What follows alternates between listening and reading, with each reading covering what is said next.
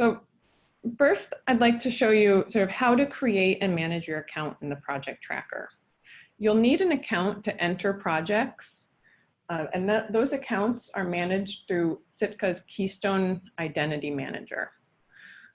You may have received an email yesterday inviting you to use the project tracker, and I'll talk through about how to get your account set up with that email as well.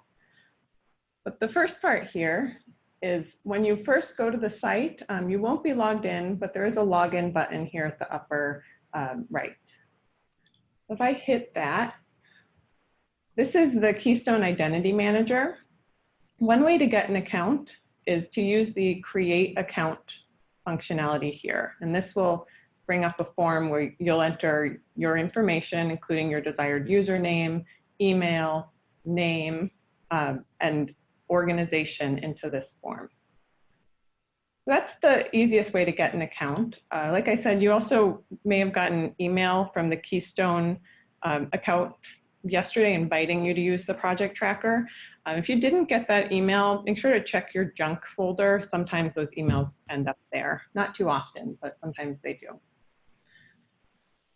So once you've got an account, you'll use this form to log in. If you're having trouble with your account, there are self-service features here to reset your password if you forgot it. Look up your username if you're unsure what your username is. And all those are linked to the email that you set up with the account here. If you're having trouble logging in, there is a little help feature here that you can use this form to request support directly to the Keystone Identity Manager system, and that's monitored by some staff here at Sitka, and we'd be happy to help you out if you're having trouble with your account. All right, so I'm going to go ahead and log in here. This is my